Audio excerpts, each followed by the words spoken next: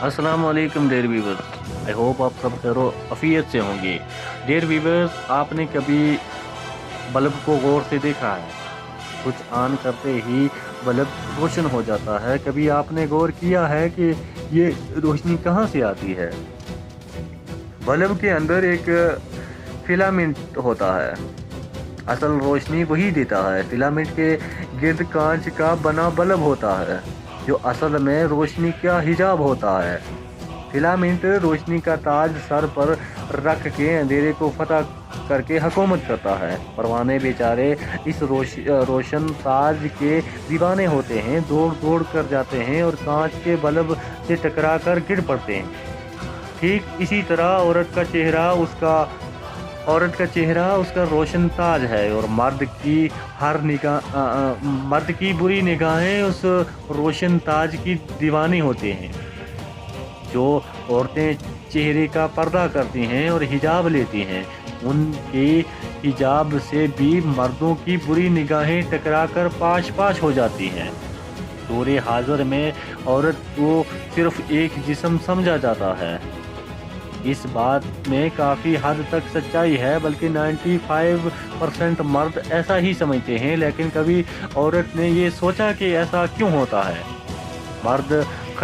मेरे ख्याल में काफ़ी हद तक इसकी जिम्मेदार खुद औरतें होती हैं।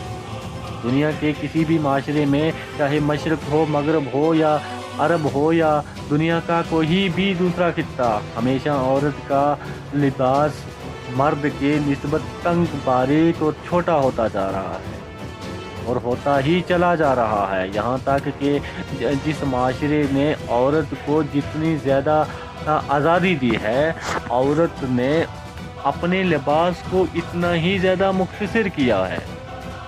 हमारा माशरा, जो कि एक इस्लामिक माशरा होने का दावेदार है, औरत के सर पर तो क्या, गले तक भी दुपट्टा नहीं, पर्दे की गरज से हिजाब पहनती भी हैं, तो ये हिजाब भी इतना तंग होता है कि सिर्फ फैशन के ही काम आता है। औरत को सिर्फ जिस्म समझा जाने की सबसे बड़ी वजह यही है, और उनके अपने जिस्म की नमूदो नमाइश यही है। इस्लाम में पर्दा सिर्फ चेहरा छुपा लेने का नाम नहीं, बल्कि लिबास ऐसा हो जिससे जिस्म की बनावट ज़ाहिर ना हो। इन सब बातों से हटकर एक मर्द होने के नाते आप सब का फ़र्ज बनता है कि अपनी निगाहों में हया पैदा करें और आँख का पर्दा करें। पर मैं ख़वातीन से यही कहूँगा कि बापर्दा औरत की मिसाल हकीकी शहज़ादी की तरह होती है, जो किस्मत वालों को मिलती है। बेपर्दा औरत की मिसाल बाज़ार में बिकने वाली उस गुड़िया सी होती है, जो अपना हुस्न बेच कर फ़कत थोड़ी देर के लिए दिल बहलाने तक महदूद होती है।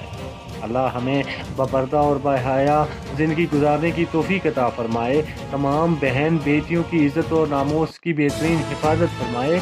आमीन सुमा आमीन। तो डियर व्यूअर्स, अगर मेरी वीडियो आपको अच्छी लगे तो आप मुझे कमेंट सेक्शन में ज़रूर बता दिया करें। अल्लाह हाफ़िज़, टेक केयर।